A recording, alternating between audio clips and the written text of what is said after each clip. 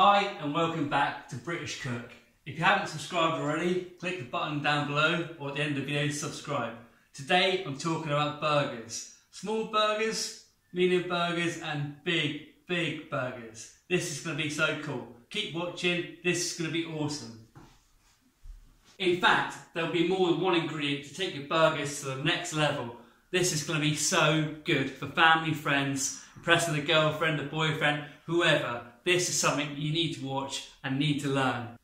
Forget everything you know about burgers. This is how British Cook makes his burgers. We've got some small bats here. It's quite a large one apparently from the supermarket. About the same size of my hand. Not too bad. Not exactly what we want though. Got a bigger one here. Looks alright, doesn't it? Probably, I don't know, 15, 18 centimetres across. Still not big enough though, really, is it, for a big burger? And then we've got this one. This beastie big bat, which we're going to use for the big burger. This video is probably going to be split into two. One covering how to do 4 8-ounce burgers for your family. And another one, how to do a big burger if you've got a few mates around. Really, what we've got is beef. We've got 3 special ingredients again, 3 secret ingredients. And we've got all sorts of lovely things we're going to do with it. So just watch and enjoy. So the same as yesterday, pretty much. Get your beef, chuck it in there, break it up a little bit.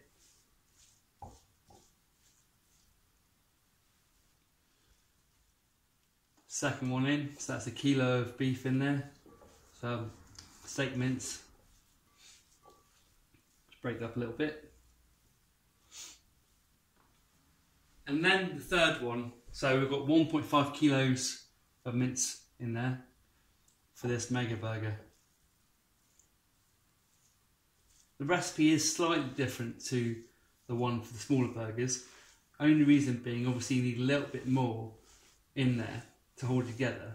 And you want to try and keep it as moist as we can because it's going to be going in the oven for quite a while. So I'll be adding a couple of different things to it just to make sure it stays super tasty, but lovely and moist. So the same as yesterday, we're going to put some caramelised onions in there. To caramelise the onions, basically you need to cook them slowly with some butter, a little bit of oil, bring them up to quite a high heat, and then chuck some water on top of them. And let them slowly simmer down until they become thick and brown looking. So caramelised onions gone in there, 200 grams there, which is a little bit. Give that a quick stir. We'll give that a quick stir.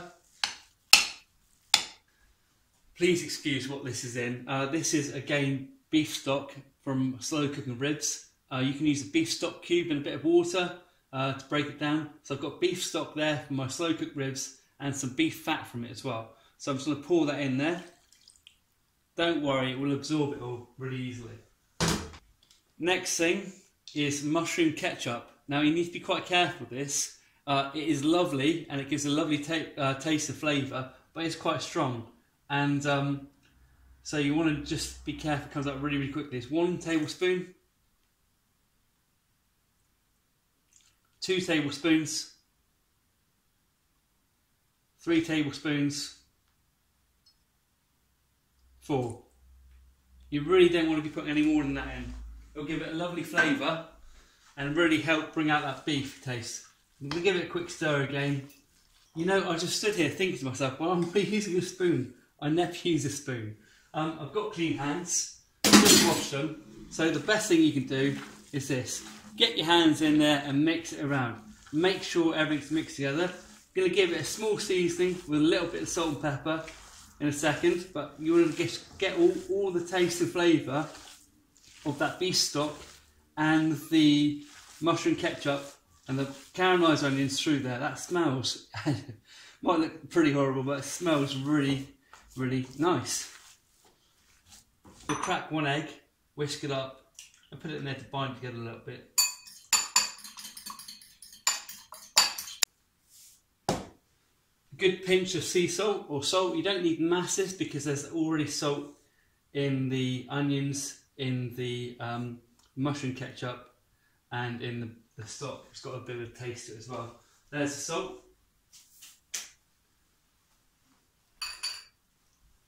And just a bit of pepper. Not a lot, don't need masses, just a bit. It's already, as I said, quite well seasoned. So, what do you put nearly 1,800 grams, nearly 2 kilos of meat into to make it into a burger? Cake tray. Grab your meat. Chuck it in there. Pop it in there. Oh, swap it around a minute. Pop it in here. This is a 9-inch cake tin.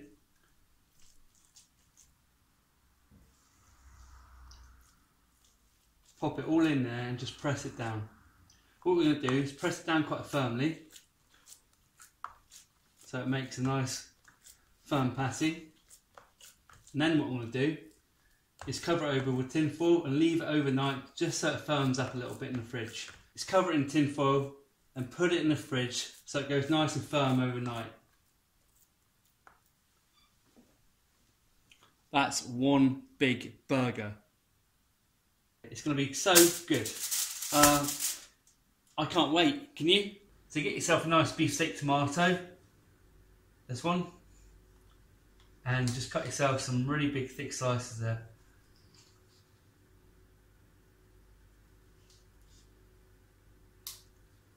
Then what we're going to do is cut this brie in half. You can use brie or camembert, whichever you fancy. This is quite nice, moist and ripe, as you can see. Bacon, beefsteak tomato, and then this on top of the burger, and we're going to melt that underneath the grill.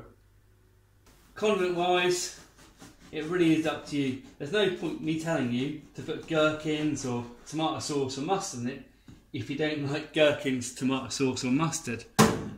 But what you do need, what you do want, is a nice big bap.